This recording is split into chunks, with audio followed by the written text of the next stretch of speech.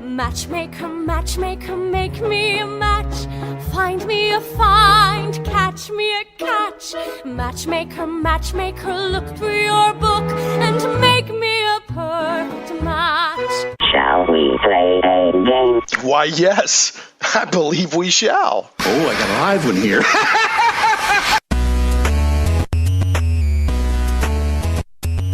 Live from Little Rock, it's Shane Plays Geek Talk, a journey into the things we love. I'm your host, Shane Stacks. Thanks so much for tuning in. If you're listening on what is today, September 8th at 1 p.m. Central, live via 101.1 FM, The Answer in the Little Rock, Central Arkansas metro area, or online via the stream at 101.1fmtheanswer.com. Glad to have you. And then, of course, if you're listening by podcast or on Krypton Radio or on YouTube or any of the other ways that the show goes out after the fact, also just so glad to have you. This is Geek Talk Radio. Try to have a lot of fun with it and, just geek out. But the live show, one of the reasons I do it live is because I love the frantic energy of live. In fact, about 30 seconds up before the show started, we were still trying to get things ready. So there's just, I don't know, there's something about that I love, that seat of the pants. It's all about to go terribly, terribly wrong. Gives you a good energy. And then also you can call in 501-823-0965. That's 501-823-0965, or you can tweet me at Shane Plays. So returning to the show is a previous guest and a cool RPG dude, RPG designer, and he's also currently the editor of the Insider that for Morris and EN World and all that, is Mike Myler. Mike, welcome back to the show. Hey, yeah, thanks for having me. Yeah, I think just to lift the veil a little bit, we were trying to see how well the Skype connection sounded right before the show, and I think it's okay. But if we have issues, we'll just switch to phones. So, but I think we're okay, Mike. How does it sound to you, Zach? Fine. Zach gave me the thumbs up, so I think we're good. Excellent. Yeah, excellent. So, and this is for Zach, Mike. Hey, okay, so here's what I'm gonna do. I'm gonna troubleshoot the audio problem. Here we go. All right, Zach loves that. So this is the tricorder is sending a signal down to, and it's bounced back, and it's reporting will probably be good. So Zach loves that tricorder so much. Don't you, Zach? He's in there just shaking his head. Anyway, he told me yesterday for the rest of his life, anytime he hears a tricorder, he's going to think of me. That's so sweet. So, were you going to say something, Zach? You were pulling the mic up. Oh, no, just getting it in position. Getting in position? Yeah. Okay. So, Mike, today we're going to be talking about a couple of things. One, you're doing Imperial Matchmaker, which is a RPG product, round 2 on Kickstarter. Yes. We're also going to be talking about just, the ups and downs of Kickstarter, getting a little insight there for, now that you've got some experience with it and that sort of thing. So we will get into that, into today's show. But I wanted to, what I've gotten to where I like to do, I like to kind of chat with my guests a little bit, then do show notes, do a little bit of news, and then get over to the main topic. So I wanted to, last time we briefly touched on what you do as editor of the Insider. Tell us a little bit more about the Insider and what that's all about and what you do with that. Oh, okay. So it's this great Patreon, which is sort of like a periodical on the internet. And every time we release an article, you pay as little as $1, and you get the whole thing. And they're all produced to be printed out and put into like a binder. And we do 5 articles a month, one of which is an adventure. And right now we're working through another class series because they had a very popular book called A Touch of Class. And I wrote like 3 of the classes in there. Okay. So I was in a good position to get the editor gig. But we're going through another class series, and I think it's got 9 classes in total, and we're on class 6. Okay. And this is all 5th edition content, right? Yes, yeah, all 5th edition It's content. actually spelled EN numeral 5 ider. EN, right? So, and it's through, EN World and EN Publishing. yeah, EN World EN Publishing, but it's kind of its own thing. It's a Patreon supported online periodical, basically for fifth. Now, when we say 5th edition content, is it all? Yeah, go ahead. Like, there's like 220 something articles that are already on there, and as soon as you become a Patreon member, you can download them all like instantly. Okay. Yeah, so you get like not just what comes out all the time, but also the massive library behind it. So how many, like how, I'm going to go look real quick on Patreon and see how much it's grown or what have you. See where, I imagine you have an idea, like how many subscribers do y'all have right now? 1,150, I think, right now, somewhere around there. Oh, that's good. Oh, it's pretty darn good.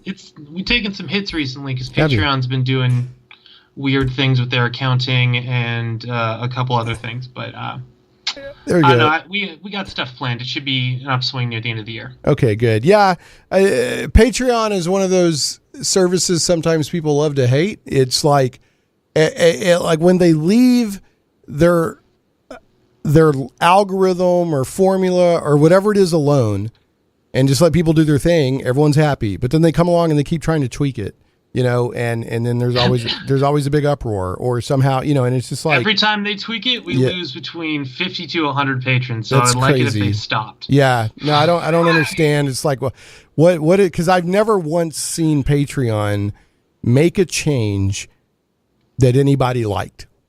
So I've never seen it. It either upsets the creators or it upsets the patrons or both.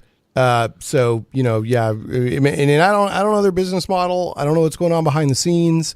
I have no idea, but I will say I've never seen, any time they make a change to their formula. And if by some chance you're listening and you don't know what Patreon is, or as my ad that I recorded like 3 years ago says Patreon. So why I said it that way, I couldn't tell you, but it's Patreon, like being a patron.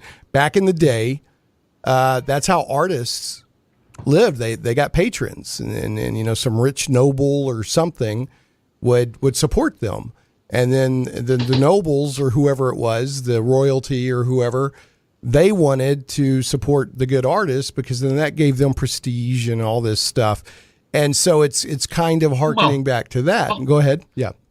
Fine art is actually like a really good investment and sort of always has been, right? Right. Like you can get gold bars and stuff, but like these are things that can be easily stolen by somebody and like be smelted down or whatever. But like sculpture made by a famous artist is something that only gets more and more and more value and is difficult to take and resell. Right.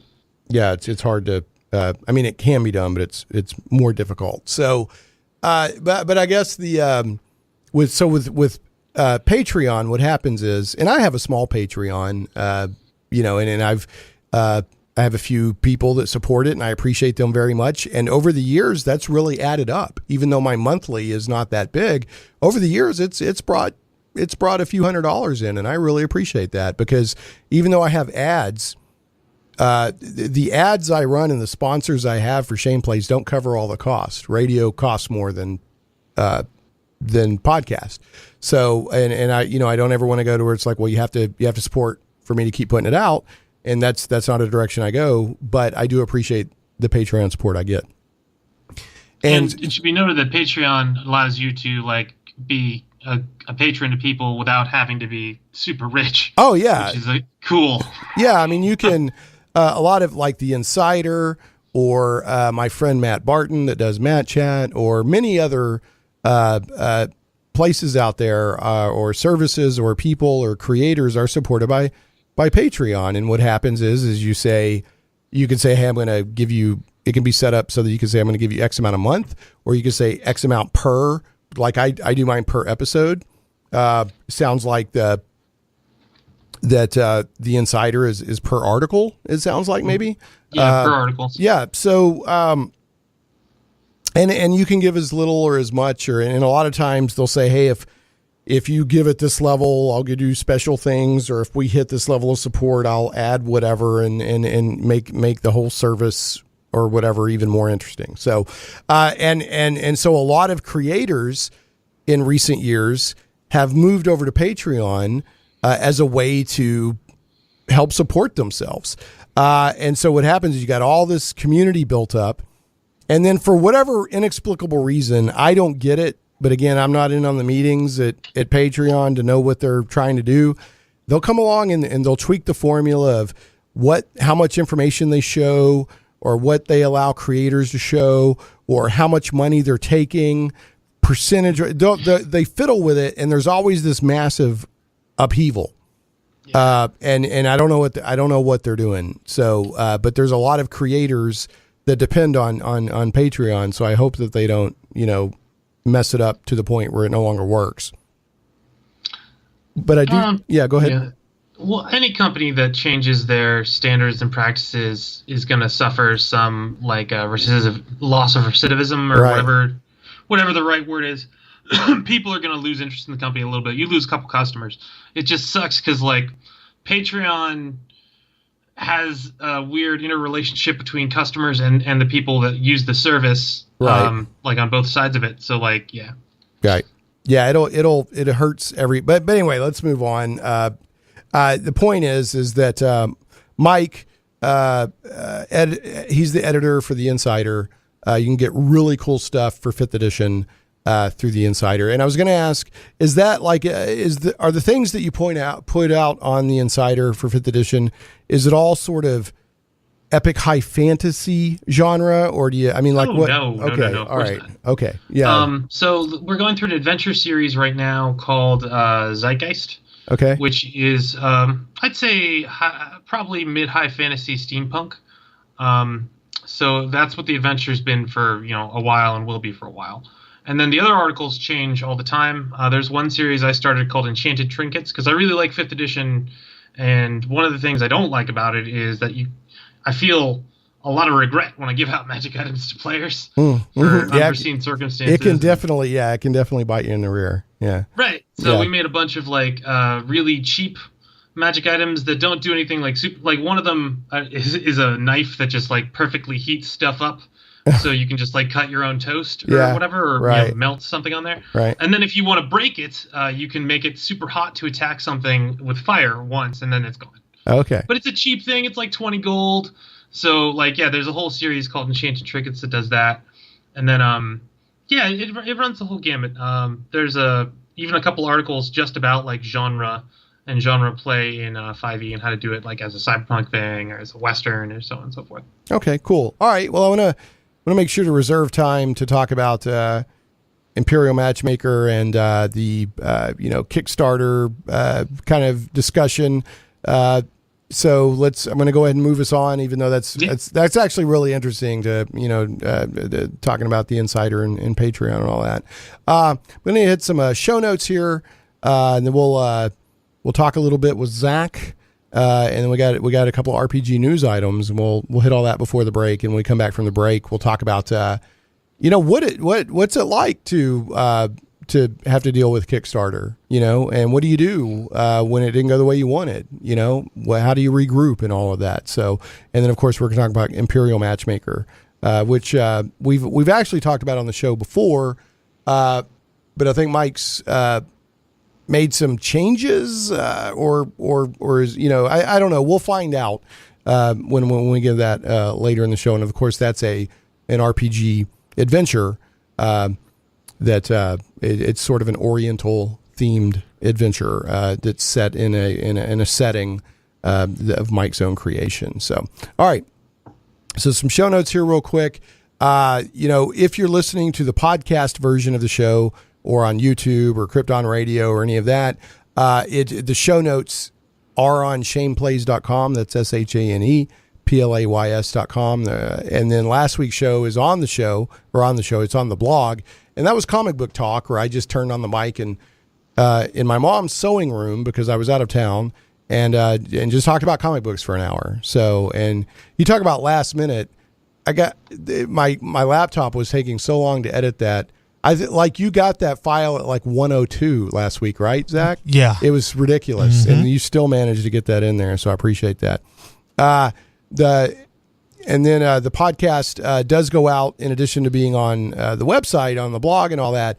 It goes out on iTunes and Google Play Music, Stitcher, Podbean, SoundCloud, YouTube, and more. And last but never ever least, we are carried on Krypton Radio. Shane plays is on Krypton Radio, a week delayed. The following Saturday and Monday after the live show, then you can hear rebroadcast on Krypton Radio. Krypton Radio is SciFi for your Wi-Fi. KryptonRadio.com. I didn't get the podcast version of last week's show out until Thursday, which is kind of later than normal. So I'm going to keep going with the giveaway that I started last week. And I've got a Steam key for a superhero type collectible card game, but it's digital. It's on Steam, and it's called Sentinels of the Multiverse. And if you tweet, here's what you have to tweet. You have to tweet out, yo, Shane plays raps. And it either has an exclamation point or not. I prefer an exclamation point, but if it doesn't have an exclamation point, I'm not going to disqualify you. But it's got to be yo, and you've got to tag me at Shane Plays. So yo at Shane Plays, ShanePlays, raps. And that can be either an exclamation point or not. And the raps is RAPS. I'm playing off the old Yo MTV raps from back in the day. All right. Got it. Zach, we got to banter, man. All right. So let me read you something. Go ahead. Yeah, go ahead, Mike. Were you going to say something? Can I briefly interject with some like really awesome speculation about comic book movies I heard the other day? Sure, go for it. All right. So can we do spoilers on the Avengers 4 movie? I'd rather not. Oh, okay. Never mind then. I'm not a big. If it's like wild rumor speculation, I don't mind. But if it's a confirmed spoiler, I don't want to throw it out there. No, it's wild rumor speculation. Okay, throw it out there real quick. So what if like the halving of the universe is set up for House of M, and they just transition straight into House of M as if, like right when all the mutants, all that change happens is just at the end of Avengers 4. So that would be interesting. Now, House of M, if I'm remembering right, is when Scarlet Witch basically rewrote reality, and the Magneto was kind of like Emperor of the World, and everything became very ton of crazy stuff. Yeah, it was all very mutant. It kind of created an alternate reality that was just wacky and bonkers and a lot of fun. I would love to see that in a movie. It would be an interesting way of introducing the mutants into the Marvel Cinematic Universe. I've also heard a wild spitball theory that I kind of like a lot, that the people that remained after the dissolving away, they're actually the ones that died. I've heard that theory too. I think that's kind of an interesting theory. But I'm gonna do us a favor. I'm going to shoot this rabbit in the head with a shotgun right now, because we could spend the whole show on this, and I want to make sure to give you plenty of time to talk about your stuff. But no, that's a good theory. I mean, I'd be happy with that. So, okay, Zach, I've got to now. Let me just read a message I got from the Mobley Detective Agency on Tuesday. It says, message from Mobley Detective Agency for Shane Plays, Tuesday, September 4th, 2018, 2:52 p.m. Says update 17-C. Subject, Operation Nanobread. Message as follows. I've got a lead and I haven't confirmed, but I'll share it anyway. Word on the street is Muffin is furious, and furious is on all caps. Muffin is furious at the mockery of banter with Zach that occurred on Saturday. Now I'll get to a moment what he's talking about. It says Ann may be looking for my desk. And I just want to say, he did find my desk, because there was something under my desk on Thursday that was not pleasant. I've got a picture of it. Sal's grandma is disappointed, but at least she wasn't found mauling a metal trash can along the road like Muffin was this morning. So let me explain what happened here. I owe Sal's grandmother and her dog Muffin an apology. Now, Mike, you may or may not know, the head of my news team, Sal, his grandmother and her dog Muffin, it's gotten to where if I don't banter with Zach, my engineer, they get really upset. And like really upset. And last weekend I was out of town and I had to record, you know, and so what I made a poor choice. I made a bad decision, and my back was against the wall. And in desperation, my decision making was not good, and I imitated as if I was talking to Zach because I was so frightened of what would happen if I had a show that didn't have Zach in it. So that was a poor choice. Zach, I apologize. Even though it sounded exactly like you, and there, you know, somehow, Zach, they figured it out. So I guess like Muffin has superior hearing as a dog. I don't know, but I just want to offer a sincere, from the bottom of my heart, my image consultant. I mean, I got to thinking, and on my own initiative with no image consultant or anything like that, I just want to offer that was wrong of me. There's no defense of those actions. It's okay. All right, thanks. And I hope that Sal's grandmother and her dog Muffin can find it in their hearts to forgive me. So because evidently Muffin was really upset. So I just, you know, it was terrible. It was a terrible, terrible, horrible thing for me to do on my part. So anyway, okay, and that's what fear will do to you. You get backed in a corner, you get desperate, and you do dumb things. So I will strive to be better and more truthful and honorable with my listeners in the future. What did you think of your banter last week, Zach?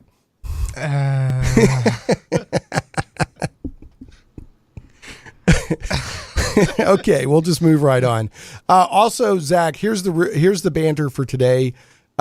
Here's what's going to happen with the show on the foot, because we've got every year in like November, part of September, all of October, a little bit of November, we have Ouachita Baptist football. Right. And in the past, I've gone over to sister station, 99.5 the past 3 years I've done it. This year, what we're going to do is just the Saturdays that the games wouldn't interfere with the normal Shane Play schedule, right. We'll go ahead and have a show. But if there's a show where it's, you know, there's going to be football and I would have to move, then I'm just not going to have a show that week. Yeah. So, and that, you know, because I don't like bouncing people around for frequencies and all of that. So this year I think I'm just going to say that's just how we're going to do it. And that'll make my wife, the lovely Sheila, happy because she'll get me for a few Saturdays. Cool. Yeah. So, or early Saturday afternoons anyway. So that's what we're going to do. So in September, there will be 4 Shane Play shows. In October, there will only be 2. And in November, there will only be 2. Okay. So, and we'll, you know, get that out further, but with the dates, and I'll make sure to communicate all the dates. Now, I'm not sure if I'm going to come back because November 10th is the last scheduled date for Ouachita Baptist football. But last year, remember, they made the playoffs? Yes. And suddenly, it was like, oh, you got to go one more week. Exactly. So I may leave the 17th off just to give a little buffer there. I don't know yet. So I'm going to kind of think that out. So what do you think? Do you approve of that plan? I do. It just makes things easier. Because you're busy during football season. And today you're here from like all the way to possibly 10 o'clock tonight. And you came in like 8 this morning, right? Yes. Hard working. And it wouldn't happen without you. I mean, seriously, I'm not being facetious. There's a lot of buttons to press in there and a lot of things that have to happen. Wouldn't happen without you back there. So I appreciate you, man. Thank you. So, and Zach does too. Sorry, man. I'm sorry, Muffin. I'm sorry. I'm sorry. I humbly apologize. All right. We got a couple of quick news items here. We'll get to a break and then we're going to talk about Kickstarter and Imperial Matchmaker, Redux, and all that good stuff. So, Mike, did you see that? You know, there's a lot of, and feel free to jump in on any of this, Mike. Go ahead. Do we have the super secret? Let's listen in on the newsroom with Sal. There's Sal in that newsroom. Folks, remember, for every $1 of support the Patreon gets, the news team gets a penny an hour raise. So eventually, like Sal can get his grandmother like some bubble gum or something. I don't, I'm generous, man. I'm generous. Okay. So there's been a lot of talk recently about a Cyberpunk 2077 video game that a lot of people are excited about. But that's based on a tabletop RPG game from way back. So did you see this, Mike? This is I got this off of VG247.com. The byline is Matt Martin. And it says there's likely going to be a Cyberpunk 2077 tabletop RPG. Have you seen this?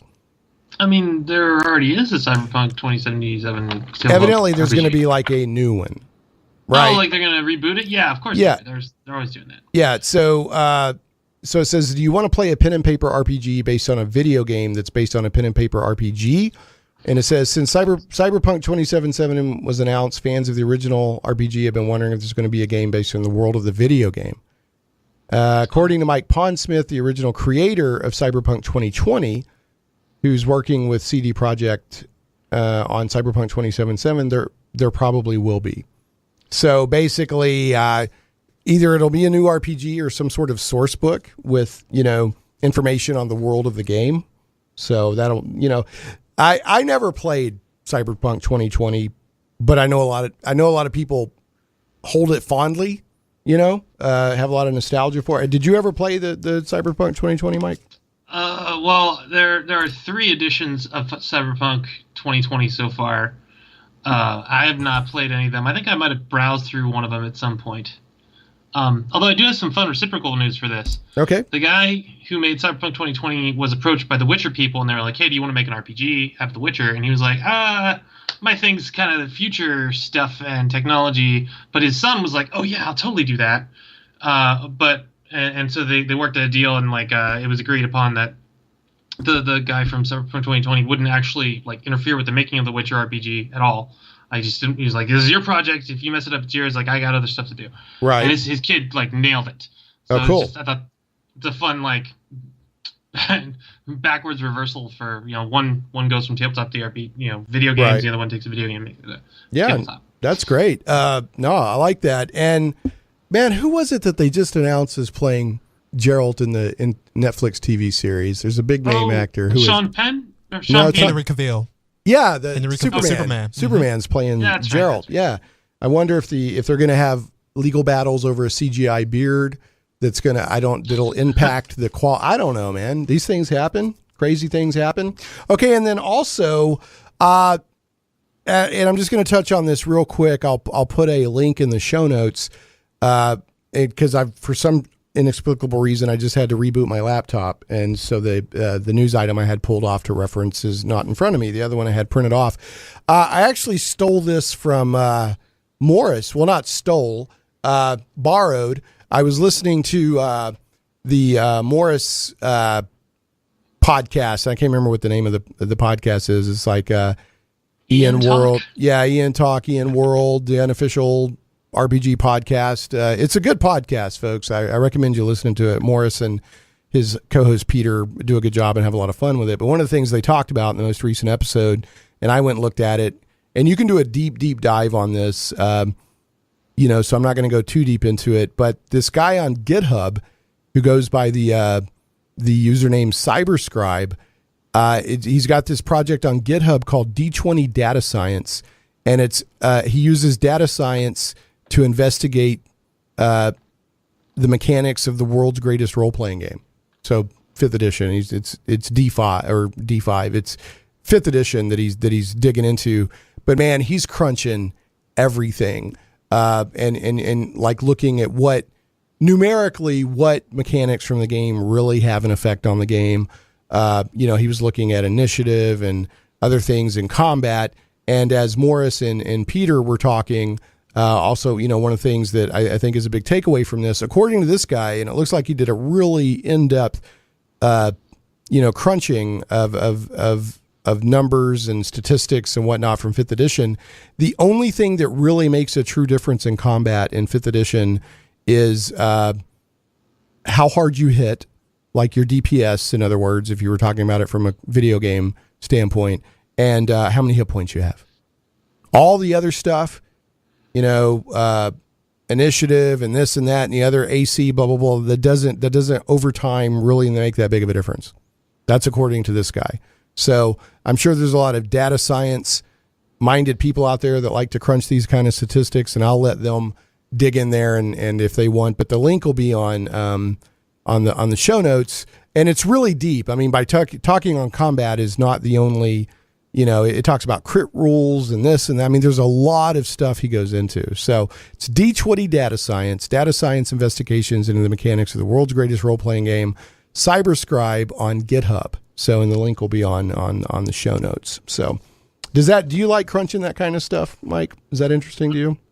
I mean, not wildly so. It's important information for me to know, and it came as no surprise to me when they were like, oh yeah, hit points and damage, because if you look at like the monster balancing tables in right. the DMG, those are the two columns that like really just explode.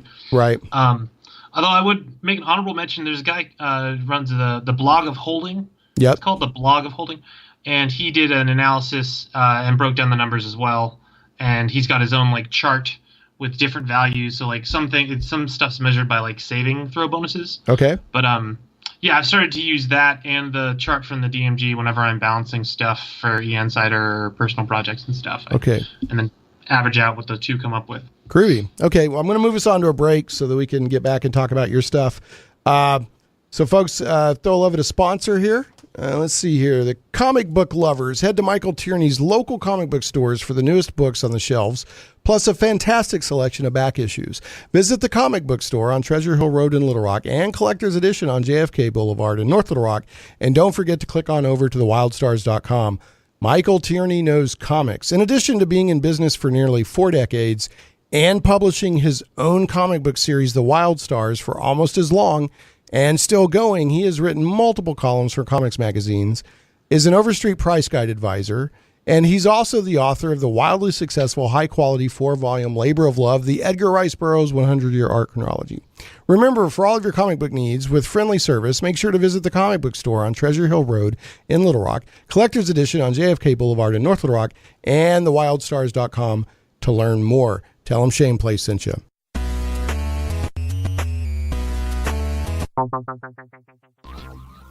Comic book lovers, visit thewildstars.com today. From the mind of author and comic book industry expert Michael Tierney, it's not just a comic book, it's a comic book novel. The Wild Stars is sci-fi and so much more. Learn the explanations behind UFOs and space gods. This isn't the Twilight Zone.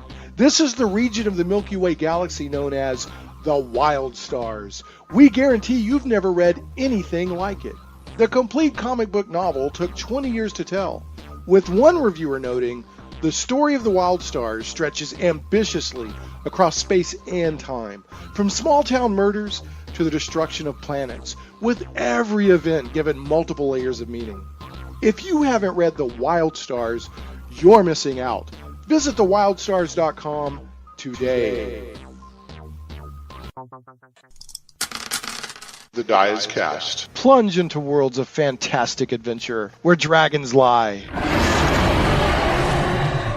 and the undead stalk the shades of your mind's imagines.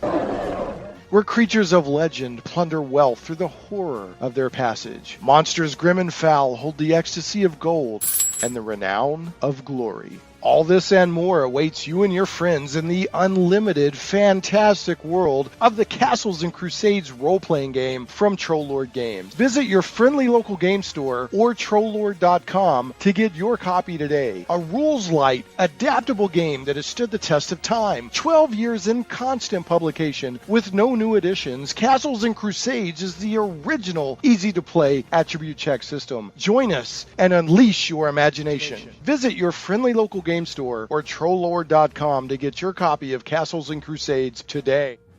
Shane Plays Radio is blessed to have sponsors, and we appreciate them very much. However, did you know that you can also support the show as an individual for as little as $1 an episode? Simply go to patreon.com/ShanePlays. Hey, welcome back to Shane Plays Geek Talk. I'm your host, Shane Stacks. talking with Mike Myler, who is a RPG designer and the editor of the EN World EN5ider and other things. And Mike is actually coming back on the show. I normally don't do this, but Mike wanted to come back on the show and talk about a project that he's talked about previously. But Mike's an interesting guy, and he does a lot of stuff in the RPG world. Plus, I thought it was an interesting chance to talk about what it's like to do things on Kickstarter. So for all those reasons and more, Mike is joining us again. Now, let me be clear. I don't have any problem, having guests on multiple times, but I usually don't cover a similar topic. But in this case, it was an interesting enough angle that I wanted to do that. Also want to give a shout out to Heather from Twitter. I don't know if she'll get a chance to listen to this because I know she had to stop listening to the radio version. But she sent a message and said, "Shout out to Mikey. We're so proud of you. I wanted to keep listening, but I have to take my boyfriend somewhere.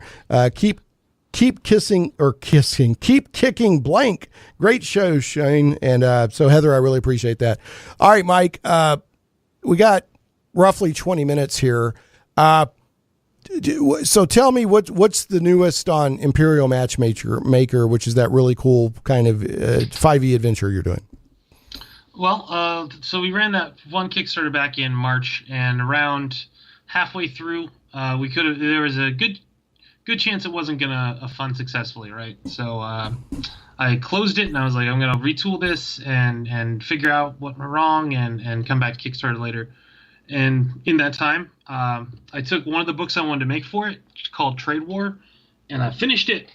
I spent a couple $100 on illustrations that I couldn't source from Ukiyo-e, and I wrote 135 pages of material and laid it all out and put it together in like a big book. So part of the relaunch is just like this one book is already completely done, right? And relaunching, like the first problem that I've run into with this whole rebooting thing is how do you like garner attention for something and name it in an efficient way so that you divert traffic from the failed project to the relaunch project. Okay. So like even when I'm like looking on my phone to like check the project when I'm doing something else, which you constantly do when you're on a Kickstarter. Sure. I kept finding myself like going to the old Imperial Matchmaker links and stuff. Even though I've called this one, Eastern Fantasy Adventures for D&D 5th Edition and Shadow of the Demon Lord, it still, tries to shunt you that way. And then, so the first problem has been rebranding everything, right? And then the second one is, I think I was asking too much of people just checking out the project, right? Okay. Like, because there's so many different awesome projects on Kickstarter, like how much time are you expected to invest into a page before you understand what a project's about? Right. And it sounds cool to have 8 different free PDFs, one for each character, but like ultimately it's much easier for people if there's just one bigger PDF with one for each character. So instead of having a bunch of free PDFs, we only have 2 for 5th edition and 1 for Shadow of the Demon Lord. So we kind of like tightened the promotional stream, you might say. And then the last bit is it's not just for D&D 5th edition anymore. Now it's also for Shadow of the Demon Lord, which is an awesome RPG by Robert Schwab. I don't know if you've had Rob on yet, but you should. I haven't, but I met him at last year's SpaCon, and that's in Hot Springs. In fact, that's coming up later this month. And he was giving out, I guess he makes leather bracelet things, and they're cool. And he was like giving them out to people, and I got one of them and everything. But yeah, he was an interesting guy. So. Yeah, I met him at my first Gen Con, and we got along really well. And so when he did Shadow of the Demon Lord, and I was like looking around for another project to do, I was like, hey, can I make Mists of Akuma for Shadow of the Demon Lord, because it would fit really well. And I got a license from him to do so as the first person to get to do that. And you can get Mists of Akuma for Shadow of the Demon Lord, and now you can get in on these adventures for Shadow of the Demon Lord using Mists of Akuma. Right. And then the last bit was I just cut the budget down as much as I possibly could. So at this point, it's just $2,940 that goes entirely to other people, right? For art and writing and such. Okay. And we're doing good. It looks like all the things I've changed. It looks like I learned some lessons here and I've applied them successfully. It's been like 4 days, and we're at almost $2,200. So Yeah. So yeah, I'm looking. Yeah, you're well on your way. You're basically $2,200 out of a $2,900 goal. And the other thing I wanted to press on was it's not like the last one was like a whole 4 weeks. This one's just 2 weeks because I expect a lot of the people who pledged to the first one to come pledge to this one, right?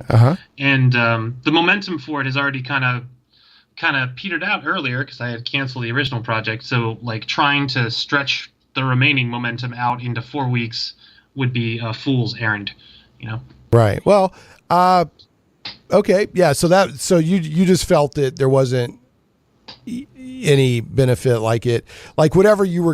whatever buzz you were going to generate or whatever excitement you were going to generate for pledges was going to be done within 2 weeks, and then you dragging it out, it wasn't worth it. Is that? I mean, is it like mentally painful to go an extra 2 weeks? I mean, what would have been the downside for going an extra 2 weeks?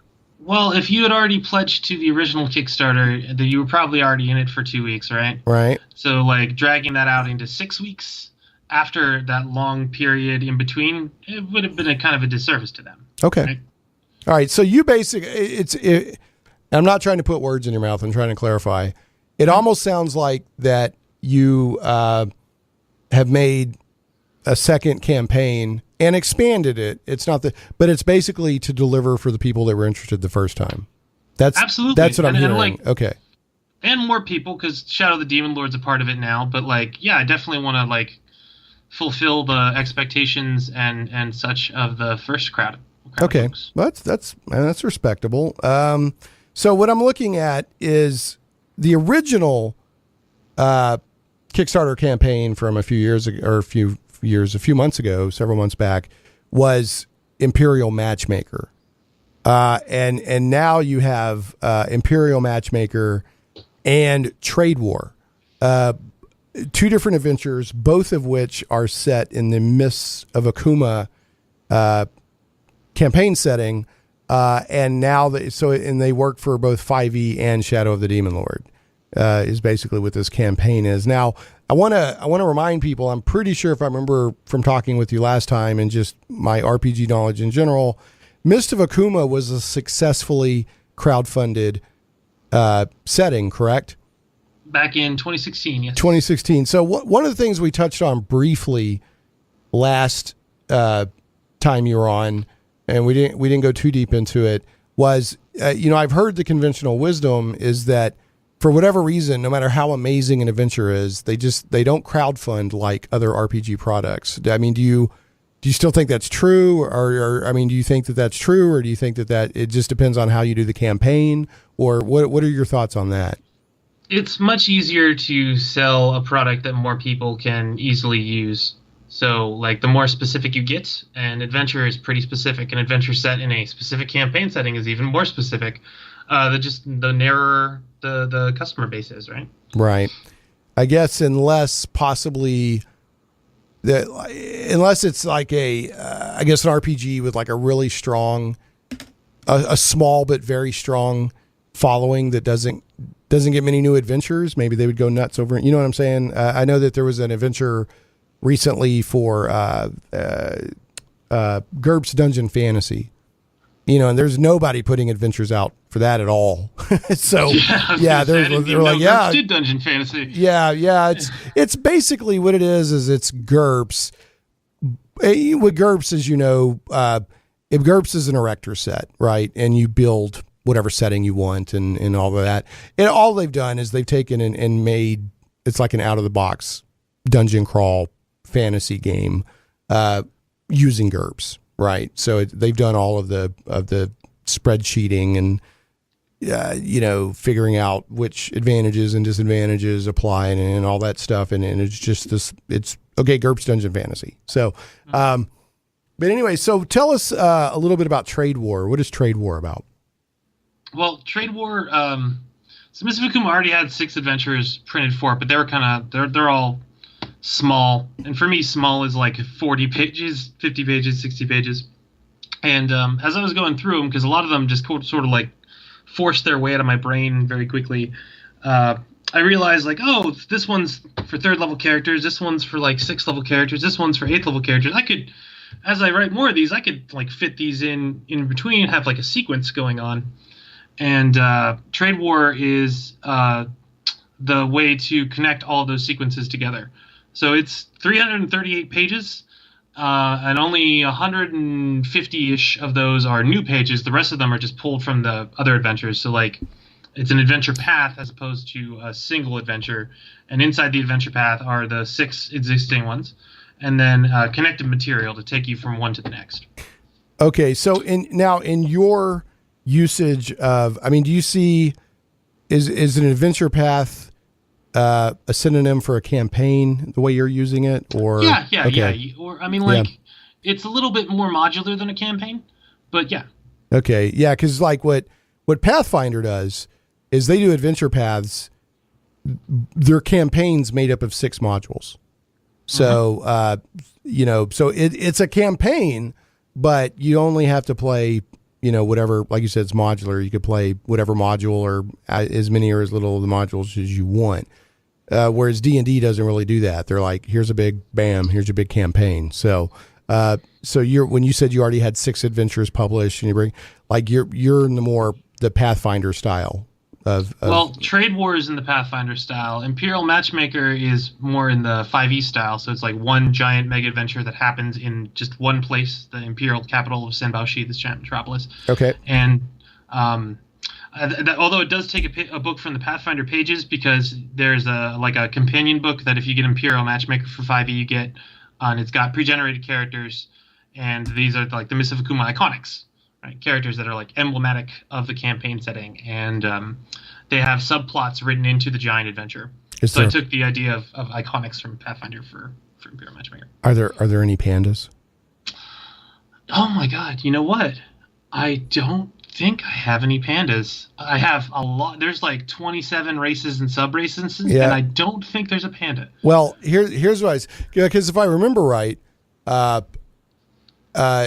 Mists of Akuma, it's Eastern / Oriental, but it's kind of darker, right? There's kind of a demon, the demons and stuff it's not like playing Vampire the Masquerade. I don't want to misrepresent, but it's got some darker elements in it, correct?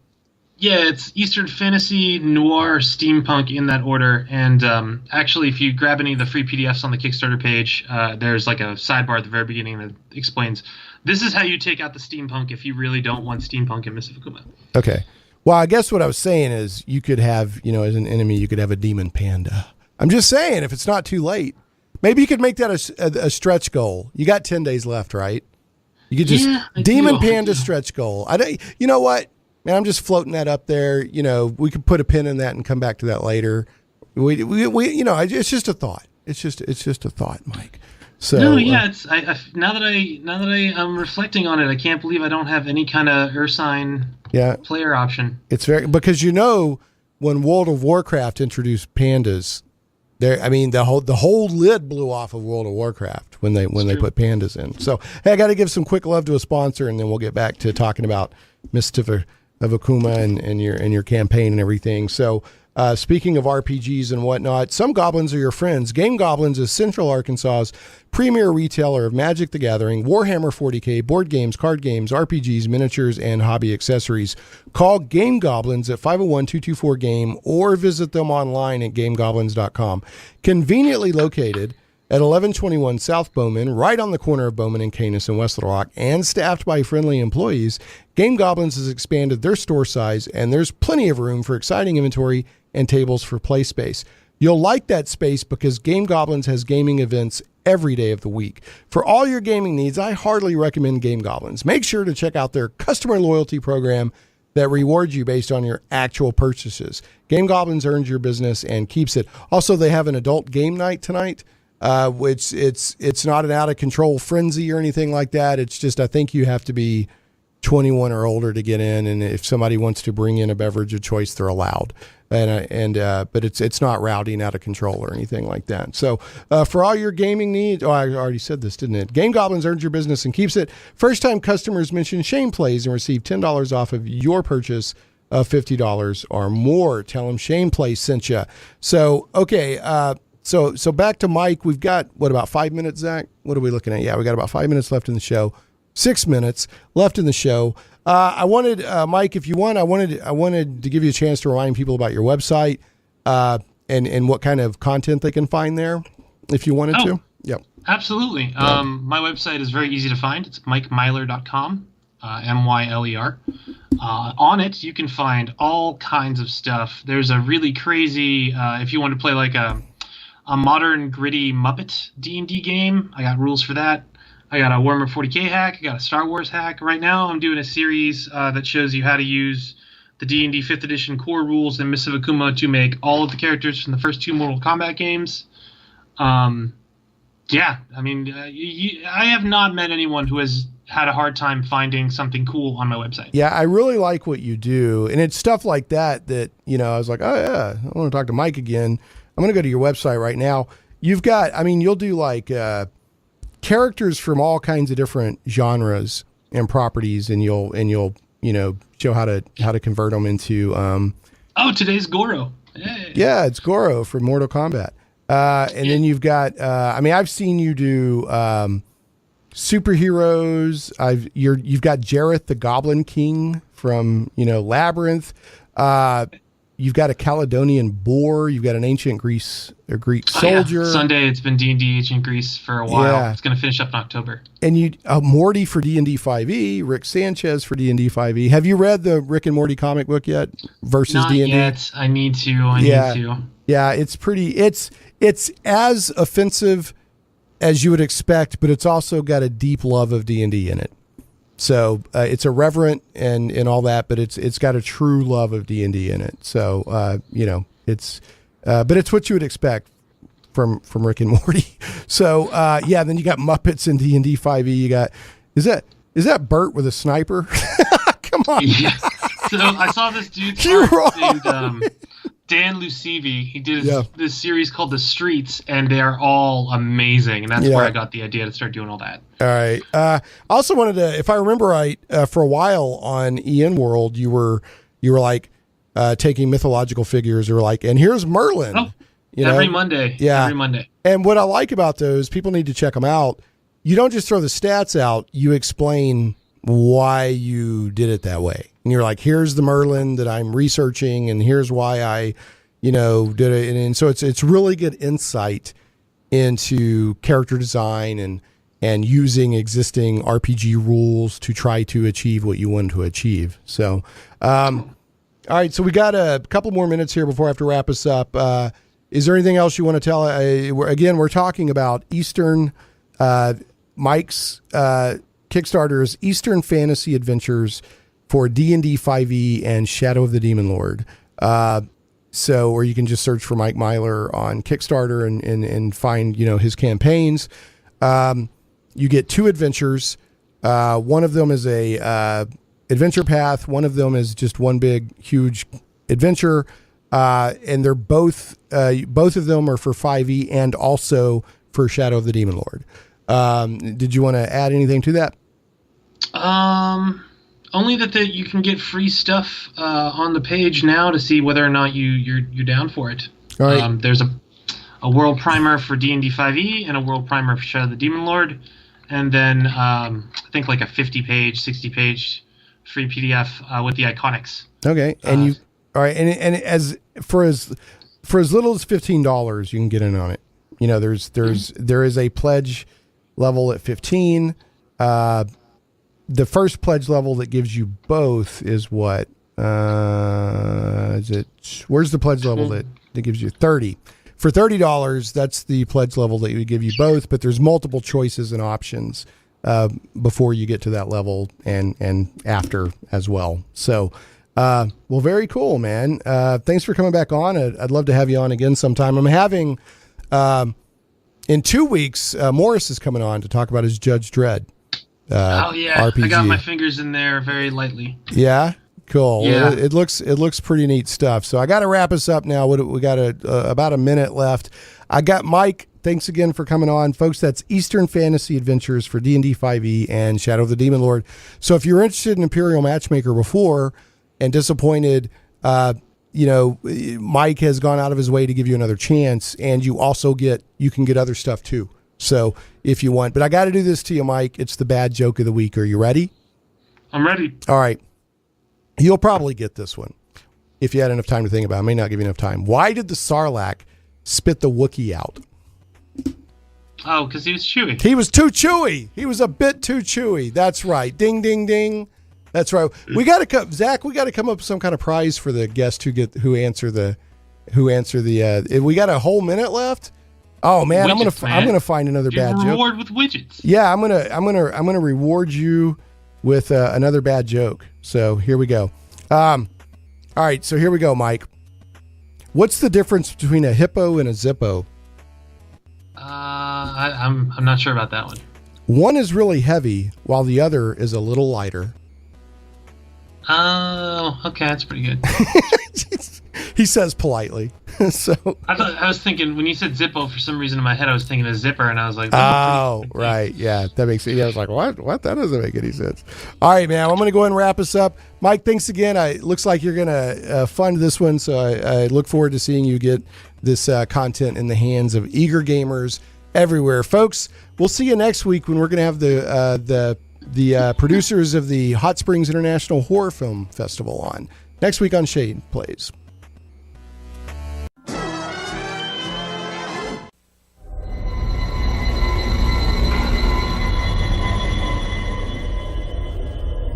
Cyberpunk. The term was first used to describe a new genre in science fiction literature.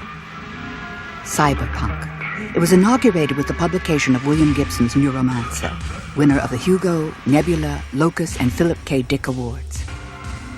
Gibson's books, Burning Chrome, Neuromancer, Count Zero, and Mona Lisa Overdrive, have been translated into every language conceivable, and thousands of copies are sold daily around the world.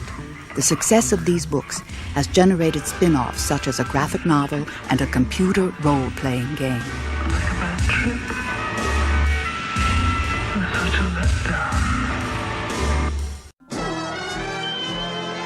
Shane Plays Radio is blessed to have sponsors, and we appreciate them very much. However, did you know that you can also support the show as an individual for as little as $1 an episode? Simply go to patreon.com/ShanePlays.